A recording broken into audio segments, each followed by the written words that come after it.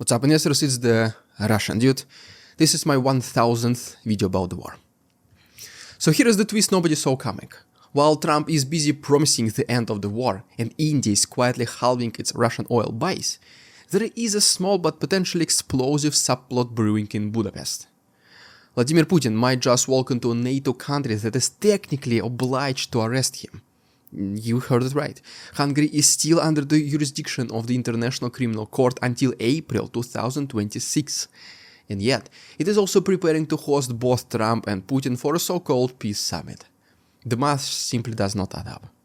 What is supposed to be a diplomatic spectacle could, in theory, turn into an international crisis or a solution, depending how you actually look at it, if somebody actually enforces the law and arrests Putin. But let's not kid ourselves, unfortunately, the odds of this happening are near zero. Still, the symbolism is striking, as Trump positions himself as the ultimate deal-maker and Modi rebalances his energy alliances. Putin is being forced to play his next big scene in a European capital that is legally required to put him in handcuffs. So today, let's unpack what is actually happening behind these smiles and handshakes, from India's quiet retreat from Russia's oil, to Trump's sudden peace plan, to what a Putin visit to Budapest really says about how fragile this geopolitical game has become.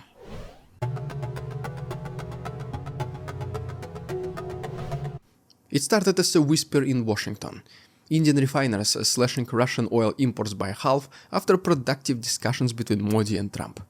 For years, India's energy policy was built around one guiding principle: buy whatever is cheapest, no matter the politics. If some backlash happens, deal with the consequences later, just focus on buying now. After all, the world's attention has not been focused primarily on India for a long time. When the West sanctioned Moscow, New Delhi saw a bargain. Russian oil at $30, sometimes $40 cheaper per barrel than Brent, well, they just could not resist.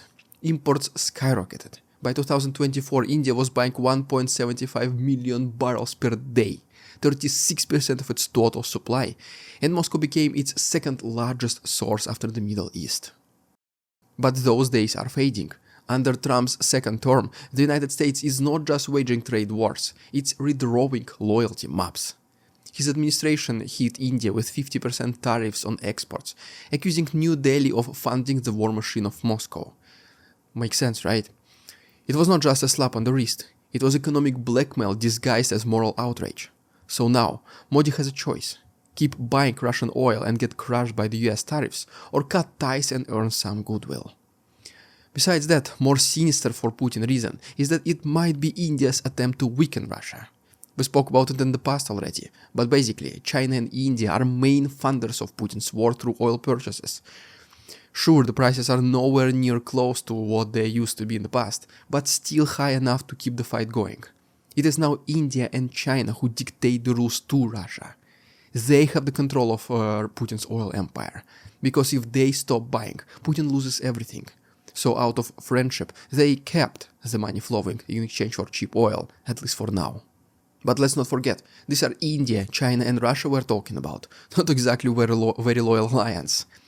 Each of these countries has a significant influence on the world stage, and neither of them wants to share that influence. If anything, they want more. So what's better way to do it other than weakening one of the sides of this triangle? China did it to Russia already. Now India seems to be going around the same path. Putin, who demanded but never valued loyalty in his life, neither from people nor from entire nations, is now first-handedly experiencing the consequences of his own leadership style. His supposed friends saw him bleed, and instead of bringing him the bandages and band-aids, they put salt on his open wound oozing with oil. Sure, it's not a direct betrayal yet, but both biggest consumers of Russia's oil joining their forces and attempting to weaken the Kremlin is most certainly not a friendly gesture. The data even is already showing a 50% reduction. And the irony, Trump's people call it a big win for peace. But India's foreign ministry politely insists that their decisions are about price stability and energy security, which basically means they're not bowing to anyone, at least not publicly. Behind the scenes, though, this is a tectonic shift, a move that says the war in Ukraine is no longer just about trenches and drones, it's about tankers, contracts, and which side of the global oil artery you choose to pump from. For once, Putin tasted his own medicine, and I doubt it so much he liked it. Before we proceed, I want to share some bad news. The suppliers of the Russian-dubbed merchandise informed us that they will be discontinuing some of their products, so some of the items will no longer be available. For example, this Adidas Freedom of Russia Legion hat is only available in black color now. Our best seller, iconic Russian-dubbed hoodie, looks like is on the list to be discontinued as well. So while supplies last, quite literally, please go ahead and check what is still available at therussiandude.com. We have hoodies, t-shirts, pants, shorts, phone cases, mugs, hats, all the cool stuff. It's pretty much now or never. And to help you make the decision, I'm sharing my 15% discount code TREAT, because Halloween is coming, so it's trick or treat time. TheRussianDude.com, the link is also down below in the description, or you can scan the QR code you see right now on your screen. Thanks so much, guys. Merch sales help a lot with running this channel, and yeah, let's now continue.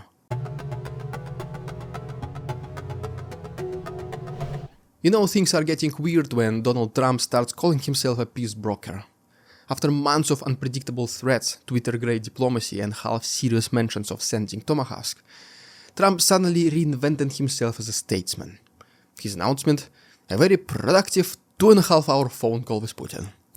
And now, even an upcoming face-to-face meeting in Budapest to end the inglorious war. In Trump's words, it's a historic opportunity. In everyone else's, it's a gamble on live television. The guy who praised Putin one week and then sanctioned him the next one now claims he can bring peace within 2 weeks or so. And the setting? Hungary.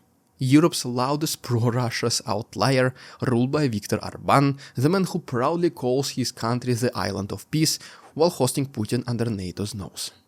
Trump even boasted that Putin congratulated him on peace in the Middle East, as if the world were a reality show and he had just wrapped Season 1, Israel and Palestine, before moving on to Season 2, Russia and Ukraine. He's sending Secretary of State Marco Rubio, the very same Marco Rubio who once called him a conman, to meet Sergei Lavrov for preparatory talks. It's a bizarre mix of personalities and priorities, a lineup that screams improvisation more than negotiation. But Trump's message is very clear: diplomacy, not punishment. When asked about the Senate's plan for more sanctions on Russia, he shrugged and just said, "It might not be perfect timing." That's almost his literal quote. Which basically means let's not ruin the photo op by reminding Putin that he is still a war criminal. Trump wants a headline that reads in all capital letters: Trump ends war, not Trump sanctions Russia.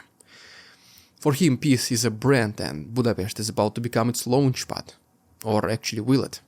Maybe just another opportunity then for Putin to humiliate the president of the most influential country in the world, and then the rest of the civilized world itself. We shall see soon enough. In the meantime, the saga of Ukraine receiving or not Tomahawks continues. Let me briefly share with you an update before we can theorize about whether Putin will be arrested in Hungary or not in our next chapter.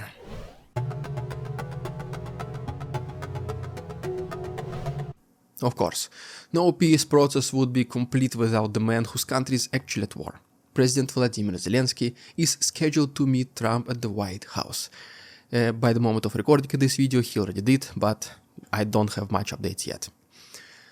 So yeah, officially they will discuss air defenses and long-range missiles, particularly the Tomahawk that Trump has been teasing like some geopolitical cliffhanger.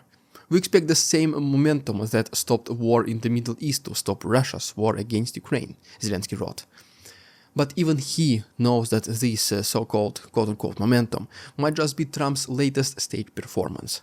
Trump hinted that he might send Tomahawks to Ukraine. We even made several videos and bust about it, unless Putin comes to the table.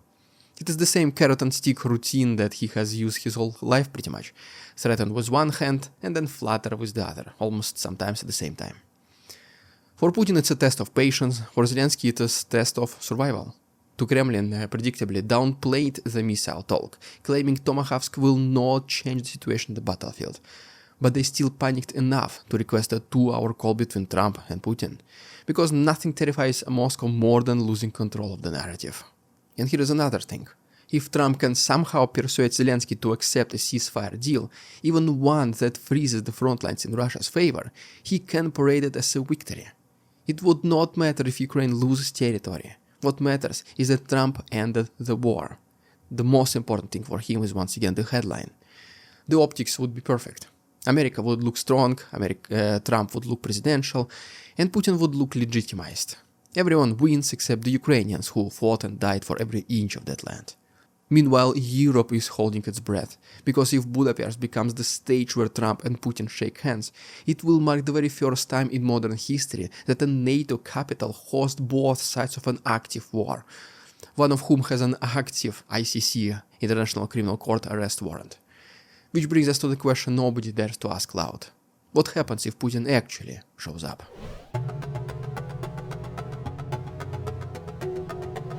Here is where this whole story turns from political theater to legal farce.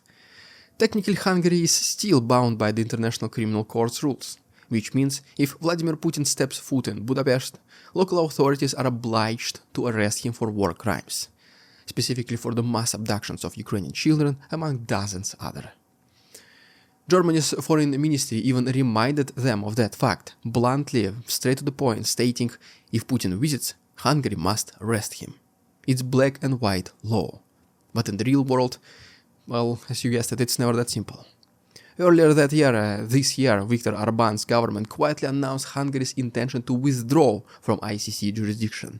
The catch? Well, that exit does not take effect until April 2026, so legally speaking, the clock has not expired yet. Budapest is still on the hook, but politically, Orbán has already made it clear which side he's on. Even his foreign minister, Peter Girato, hopefully I pronounced it correct, even said it out loud. If the summit is held in Budapest, we will ensure the conditions for Putin's entry, stay and safe departure. Translation, we will hold the door open for him and just look the other way. So no, Putin will most likely not be arrested. The Hungarian police will not be storming his hotel suite. Orbán will not risk humiliating his favorite strongman just to please Brussels or Berlin. But the optics, they're incredible. Imagine the headlines. Putin lands in Budapest while ICC warrant still active. It's not just defiance, it's literal mockery. Hungary is daring the entire Western legal system to do something, knowing full well that nobody will. And that is what makes this so revealing. For Putin, the Budapest summit is not about peace, it's about legitimacy. Walking into European capital without handcuffs would be the biggest propaganda victory he could dream of. For Orbán, it's about showing Europe that he is untouchable. For Trump, it's about proving that he, and only he, can talk sense into Putin. And for everyone else, it's a reminder of how the international order, that neat little system of laws and accountability, collapses, unfortunately, the moment inconvenient power walks into the room. Well, there you have it, guys. If you haven't done so already, please subscribe to my channel for more videos like this. Please go ahead and check our website, therussiandude.com. That promo code TREAT will expire on Monday. And once again, just scan the QR code to make it easier. Thanks much for watching. See you on Tuesday. We won't succumb to their tricks, the facade they try to sell. Their twisted words and feeble claims on us all they cannot quell. We see through their lies, their feeble attempts to sway.